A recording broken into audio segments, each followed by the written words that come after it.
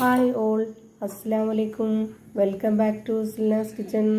ഇന്നത്തെ റെസിപ്പി ഭയങ്കര വെറൈറ്റി ആയിട്ടുള്ള, നല്ല സിമ്പിൾ ആയിട്ടുള്ള, പെട്ടെന്ന് തയ്യാറാക്കി എടുക്കാൻ പറ്റുന്ന നല്ല ടേസ്റ്റി ആയിട്ടുള്ള അടിപൊളി ഒരു പലഹാരത്തിന്റെ റെസിപ്പിയാണ്. കുട്ടികൾക്കായാലും വലിയവർക്കായാലും ഒരുപോലെ ഇഷ്ടാവുന്ന നല്ല അടിപൊളി പലഹാരമാണിത്.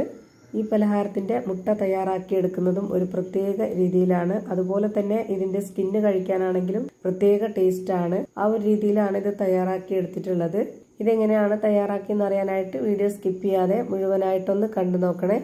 റെസിപ്പിയിലോട്ട് കടക്കുന്നതിന് മുമ്പായി സിൽനാസ് കിച്ചൺ ചാനൽ ആദ്യമായി കാണുന്നവരാണെങ്കിൽ പ്ലീസ് ഒന്ന് സബ്സ്ക്രൈബ് ചെയ്തേക്കണേ. ഒപ്പം തന്നെ ഈ വീഡിയോസ് നിങ്ങൾക്ക് ഇഷ്ടപ്പെടുകയാണെങ്കിൽ ഒരു ലൈക്ക് ചെയ്ത് ഷെയർ ചെയ്ത് ഹൈപ്പ് ചെയ്ത് സപ്പോർട്ട് ചെയ്യാനും മറക്കരുത്. ഇനി നമുക്ക് ഇതെങ്ങനെയാണ് തയ്യാറാക്കുന്നതെന്ന് നോക്കാം. അതിനായിട്ട് ഇവിടെ ആദ്യം തന്നെ ഒരു പാത്രത്തിലേക്ക് 250 ml കപ്പിന്റെ അളവിൽ 1 കപ്പ് ഗോതമ്പ് പൊടിയാണ് ഇട്ട് കൊടുത്തിട്ടുള്ളത്. മൈദപ്പൊടിയിൽ വേണമെങ്കിലും ചെയ്തെടുക്കാവുന്നതാണ്. അതുപോലെ തന്നെ കടലമാവിലും ചെയ്തെടുക്കാം. ഇനി ഇതിലേക്ക് ഒരു 3.5 ടേബിൾ സ്പൂൺ അളവിൽ കോൺഫ്ലവർ പൊടിയാണ് ഇട്ട് കൊടുക്കുന്നത്. ഇനി ഇതിലേക്ക് വേണ്ടത് ഒരു സബോള ചെറുതായിട്ട് കട്ട് ചെയ്തെടുത്തിട്ടുള്ളതും 2 പച്ചമുളകും കുറച്ച് കറിവേപ്പിലയും കട്ട് ചെയ്തിട്ട് ഇട്ട് കൊടുത്തിട്ടുണ്ട്. ഇനി ഇതിലേക്ക് പൊടികളാണ് ഇട്ട് കൊടുക്കേണ്ടത്. ഞാനിവിടെ 1 ടേബിൾ സ്പൂൺ അളവിൽ ചിക്കൻ മസാലപ്പൊടി ഇട്ട് കൊടുത്തിട്ടുണ്ട്. ഇനി ഇതിലേക്ക് വേണ്ടത് ഒരു നുള്ള് പെരിഞ്ജീരകപ്പൊടി, ഗരം മസാലപ്പൊടി, മഞ്ഞൾപ്പൊടി, 1.25 സ്പൂൺ അളവിൽ മുളക് പൊടി. മുളക് പൊടിയൊക്കെ ചേർത്ത് കൊടുക്കുമ്പോൾ ഓരോരുത്തരുടെ ഇഷ്ടത്തിനനുസരിച്ച് കൂട്ടിയും കുറച്ചൊക്കെ. ഇതിലേക്ക് വേണ്ടത് വെളുത്തുള്ളി ഇഞ്ചി ചതച്ചതാണ്. അതുകൂടി ഇതിലേക്ക് 1 സ്പൂൺ അളവിൽ ഇട്ട് കൊടുക്കുന്നുണ്ട്. ഇനി ഇതിലേക്ക് കുറച്ച് വെള്ളം ഒഴിച്ചു കൊടുത്തിട്ട് ഇത് നല്ല പോലെ ഒന്ന് മിക്സ് ചെയ്തിട്ടെടുക്കണം. ആദ്യം ഇതിലേക്ക് 1/2 കപ്പ് വെള്ളമാണ് ഒഴിച്ചു കൊടുത്തിട്ടുള്ളത്. എന്നിട്ടൊന്ന് മിക്സ് ചെയ്ത് നോക്കാം കറക്റ്റ് ആണോ അല്ലേന്ന്.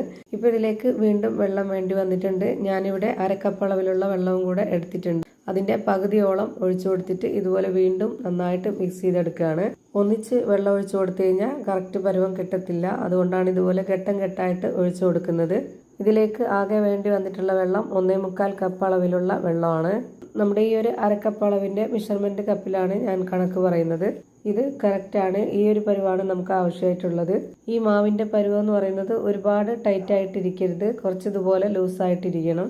നല്ലൊരു കുഴഞ്ഞ പരുവത്തിലാണ് ഞാനിപ്പോൾ ഈ ഒരു മസാലക്കൂട്ട് റെഡിയാക്കി എടുത്തിട്ടുള്ളത്.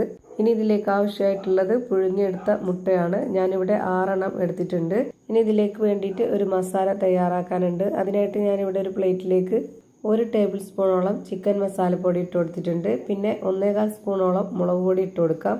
കൂടെ തന്നെ ഒരു നുള്ള് പെരിഞ്ജീരകപ്പൊടിയും മഞ്ഞൾപ്പൊടിയും ഗരം മസാലപ്പൊടിയും ആവശ്യത്തിനുള്ള ഉപ്പും കൂടെ ഇട്ട് കൊടുത്തിട്ട് ഇതിന്റെ കൂടെ തന്നെ കുറച്ച് ഓയിൽ ഒഴിച്ചു കൊടുത്തിട്ട് നന്നായിട്ടൊന്ന് മിക്സ് ചെയ്തിട്ടെടുക്കാം. ഈ ഓയിലും കൂടെ ഒഴിച്ചു കൊടുത്തതിന് ശേഷം നല്ലപോലെ ഇതൊന്ന് കൈകൊണ്ട് മിക്സ് ചെയ്തെടുക്കാം.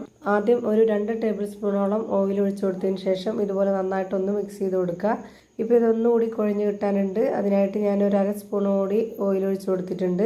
ഈ ഒരു മിക്സ് മുട്ടയിൽ തേച്ച് പിടിപ്പിക്കാനുള്ളതാണ്. അപ്പോൾ അതുകൊണ്ട് തന്നെ കുറച്ച് ലൂസായിട്ട് വേണം. അതുപോലെ എണ്ണയിൽ തന്നെ ഇത് മിക്സ് ചെയ്തെടുക്കാൻ നോക്കുക.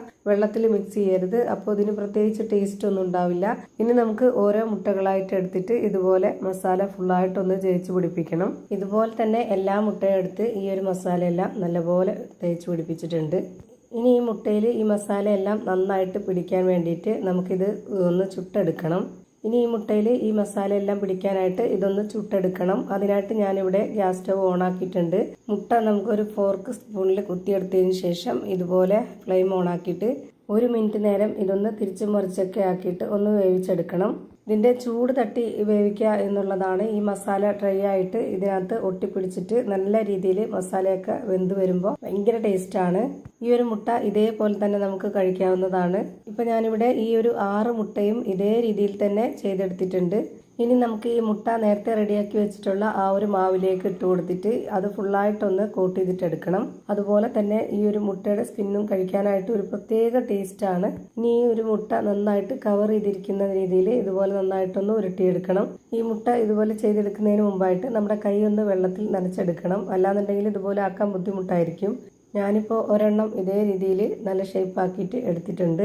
ഇനി അടുത്തതായിട്ട് ഒരെണ്ണം കൂടി ചെയ്ത് കാണിക്കാം. അതിനായിട്ട് ഞാനിവിടെ മുട്ട കയ്യിലെടുത്തിട്ട് ഇതുപോലെ മാവ് വെച്ച് കൊടുക്കുന്നുണ്ട്. എന്നിട്ട് തിരിച്ചും ഇതേ രീതിയിൽ തന്നെ മാവ് വെച്ച് കൊടുത്തിട്ട് നമ്മുടെ കയ്യിലൊന്ന് ബോൾസ് ആക്കി എടുക്കാം. കൈ നനഞ്ഞു വേണം ഇരിക്കാനായിട്ട്. അപ്പോൾ പെട്ടെന്ന് തന്നെ നല്ല വൃത്തിയായിട്ട് ഉരുട്ടിയെടുക്കാൻ പറ്റും. ഇതേപോലെ തന്നെ എല്ലാ മുട്ടയും ചെയ്ത് ഒരു പാത്രത്തിലേക്ക് മാറ്റിയിട്ടുണ്ട്. ഇനി നമുക്കിതൊന്ന് ഫ്രൈ ചെയ്തെടുക്കാം. അതിനായിട്ട് സ്റ്റവിലേക്ക് ഒരു കടായി വെച്ച് ഫ്ലെയിം ഓൺ ആക്കിയിട്ടുണ്ട്. അതിലേക്ക് കുറച്ച് ഓയിൽ ഒഴിച്ചു കൊടുത്തതിന് ശേഷം ഓയിൽ നന്നായിട്ട് ചൂടായിട്ട് വരുമ്പോൾ ഇതിലേക്ക് ഓരോന്നോരോന്നായിട്ട് ഇട്ട് കൊടുക്കാം. ഒരുപാട് ഇട്ട് കൊടുക്കരുത്. ഇതൊരു ചെറിയ കടായിയാണ്, അതുകൊണ്ട് തന്നെ ഒരു 3 എണ്ണം ഇട്ടിട്ടാണ് ഇത് വേവിച്ചെടുക്കുന്നത്.